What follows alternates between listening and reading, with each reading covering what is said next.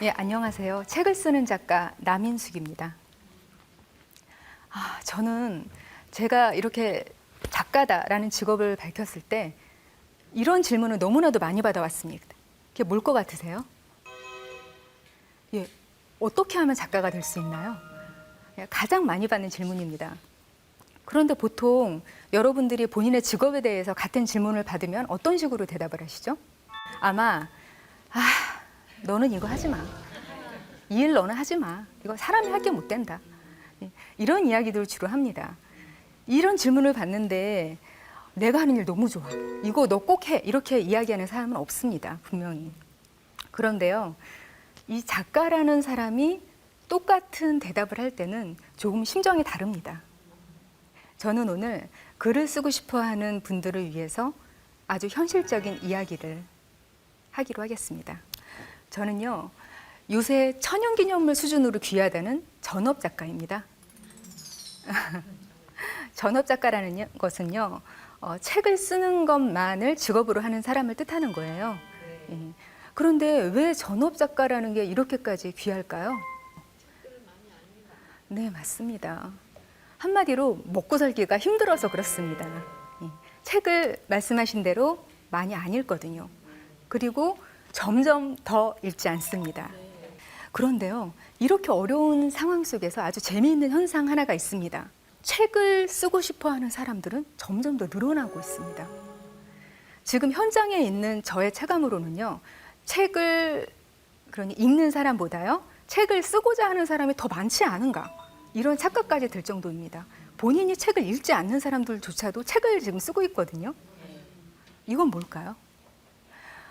저는 이것이 일종의 표현의 욕구의 발현이 아닌가, 그런 생각이 듭니다. 자, 여러분, 술집에 가보신 적 있으시죠? 네. 가서 나이 지긋한 그런 어르신들의 대화를 한번 가만히 보세요. 모든 사람들이 각자 자기 이야기를 다 하고 그 중에 듣는 사람은 하나도 없습니다. 모든 사람이 다 자기 이야기를 하고요. 서로의 얘기를 듣지 않고 내 얘기를 안 들어줘도 돼요. 그런데 그걸 아무도 상관하지 않습니다. 자, 그만큼 자기 마음 안에 들어있는 어떤 메시지라든지 마음이라든지 그걸 자꾸 남한테 들려주고 밖으로 내뱉고 싶은 욕구가 누구한테나 다 있는 거예요.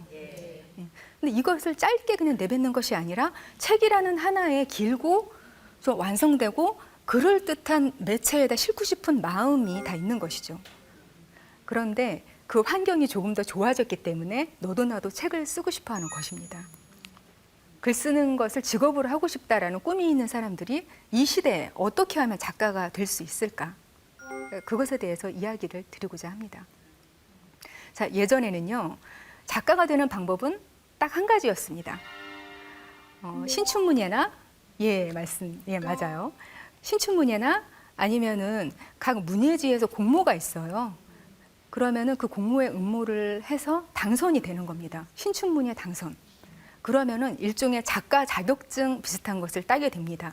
선배 작가들이 추천을 해주고 인정을 해준 그런 일종의 절차를 거쳐야지 바로 작가가 될 수 있는 것이죠. 그런데 요새는 이 공식이 거의 망가지다시피 했습니다.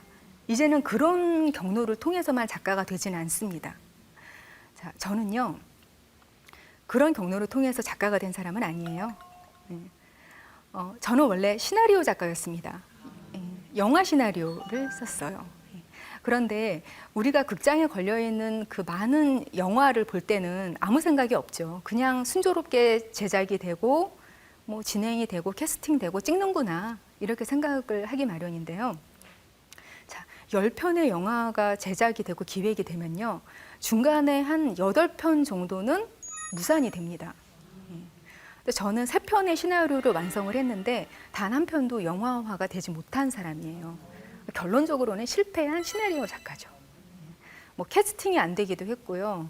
그러니까 제작비 투자를 못 받기도 했고 그랬어요.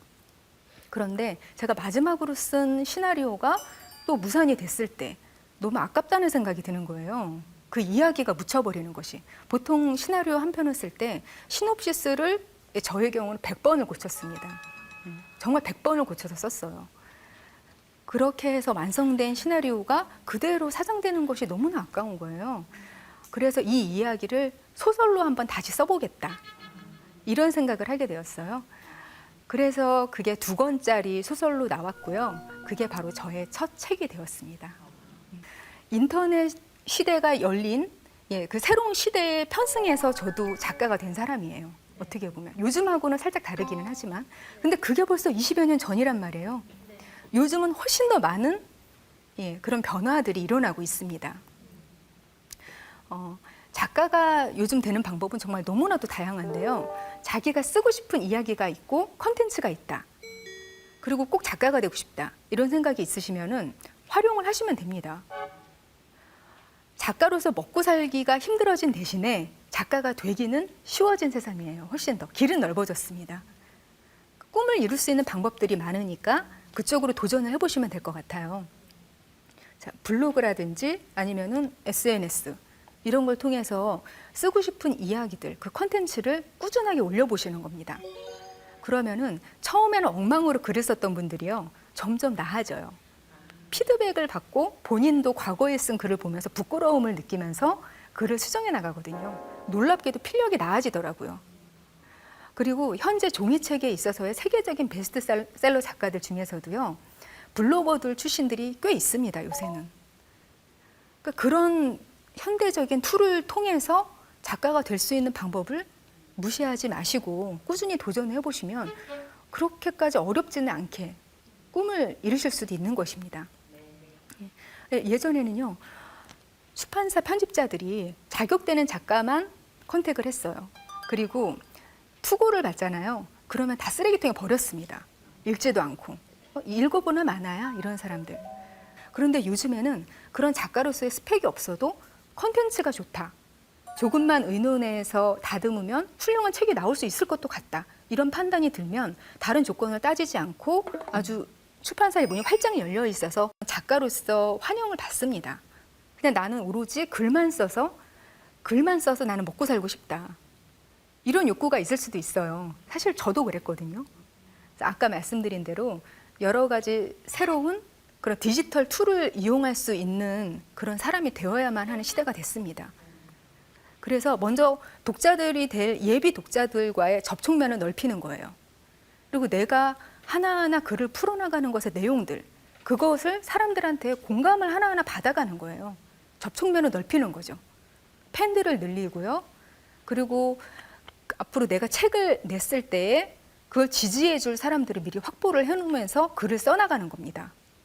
그렇게 되면은 책이 나오거나 또는 어떤 글로서의 상품이 되어 나왔을 때 그 팬들이 소비자가 되어주기도 하고요. 마케터가 되어주기도 합니다. 그런 환경을 다 고려를 하고, 그리고 글만 잘 쓰는 것이 아니라 그 내용, 컨텐츠를 뭔가 새로운 기술, 재미있는 미디어 이런 것과 결합을 한번 시켜보겠다. 이런 걸 치밀하게 생각을 하셔야 됩니다. 단순하게 그냥 한 가지만 생각을 해서는 작가로서 생존하기는 굉장히 어려운 일이죠. 근데 요새는 SNS에 한 줄 글 쓰는 거 또는 3줄 정도 글 쓰는 것을 모아서 책이 되어 나오는 경우까지도 발견을 합니다. 과거에는 이런 수준의 글이 과연 책으로? 이랬던 그런 글들도 사실은 많기는 해요. 근데 그거는 일종의 꼰대라고 불리죠. 기존 시장에만 익숙해 있는 그런 사람들의 시각일 뿐이고요. 그런 종류의 감성을 공유하는 작가들이 또 따로 존재를 한다는 겁니다. 그러니까 본인이 다른 사람들과 어떤 교감을 이룰 수 있는지, 어떤 팬들을 확보를 할 수 있는지 이런 것들을 생각을 하셔서 글을 쓰고 또한 앞으로의 시장까지 동시에 개척을 한다는 그런 생각으로 글을 쓰시고 노력을 하셔야만 된다고 생각을 합니다. 그런데 이것도 하기 싫다. 이거 글 쓰는 게 아니잖아요. 디지털 툴을 이용하는 게. 그러면 또 한 가지 방법이 사실은 있긴 있습니다. 글만 쓰면서 사는 방법이. 바로 장르 문학인데요. 장르 문학이 뭔지 아세요? 들어보신 분? 들어는 보셨죠? 근데 뭔지는 정확히 모르세요. 그게 뭔지. 다 장르 아닌가? 소설도 장르고 뭐 에세이도 장르인데 장르 문학이란 게 뭐지? 그거는 뭘 뜻하는 거냐면요. 로맨스 소설, 그리고 무협 소설, 그렇죠? 환타지 문학, 또 조금 야한 소설 이런 것처럼 어떤 예술적인 그런 추구라든지 아니면 의미, 정보 이런 게 목적이 아니라 가볍게 즐기기 위한 그런 목적으로 창작되는 그런 문학 종류가 있어요. 그것을 통틀어서 장르 문학이라고 그렇게 이야기를 하고 또 스낵컬처라고 하는 그런 분야의 한 일부분이기도 합니다. 가끔 이 장르 문학에 대해서 이야기를 하면 많이들 이렇게 무시하는 경향이 있으세요. 그거 너무 문체가 좀 형편없고 실력 없는 사람들 많이 하는 것 아닌가, 또는 너무 얕고 가볍지 않나, 이런 식으로 많이 폄하되는 그런 장르이기도 해요. 그런데요, 사실 이 장르 문학이 작가들이 본인이 쓴 원고, 본인이 쓴 글에 대해서 가장 정확하게 대가를 받는데 성공한 분야 중 하나입니다. 거의 유일하게 글을 씀으로써 돈을 벌 수 있는 그런 장르라는 것이죠. 하지만 문제가 뭐냐면요, 본인이 안 맞을 수가 있어요. 그러니까 그거는 분명히 고려를 하고 기존 문학에 대해서 미련이 많으신 분은 한번 살펴보시고 이게 아니다 하면 정리를 하시는 게 좋을 거라는 생각이 듭니다. 자, 우리는요, 그 어느 때보다 사실은 글을 많이 소비하는 시대를 살고 있어요. 자, 예전 같으면 말로 했던 것들이 있잖아요. 그런 것들을 전부 대화톡, 그렇죠? 그리고 이메일 같은 것으로 보내버리죠. 예전에는 다 말로 했거든요, 그런 것들을. 점점 더 글 쓰는 사람이 매력 있는 사람이 되어가는 시대가 된 겁니다. 모든 사람이 글을 잘 쓰고 싶어 합니다. 그런데 반면에 가치 있는 글을 돈 주고 사는 것은 아까워합니다. 그러니까 글의 영역이 내려온 것이죠. 자, 그래서 글을 쓰고자 하는 사람들은 보다 전략적이어야 하고요. 그리고 생존을 좀 생각해서 현실적인 사고를 해야 합니다.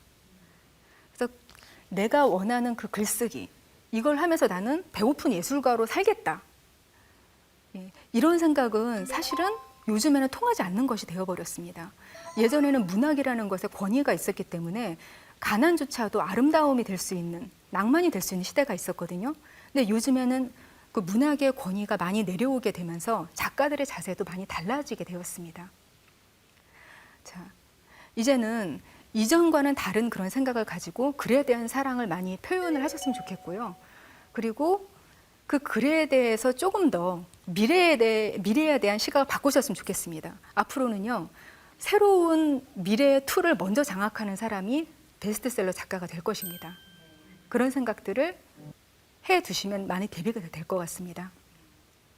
자, 과거의 저처럼 글을 쓰지 않고는 못 베기겠다, 이런 분들, 그리고 수많은 작가 지망생 분들이 현실에 매몰되지 않고 꿈을 이루실 수 있기를 바랍니다. 감사드립니다.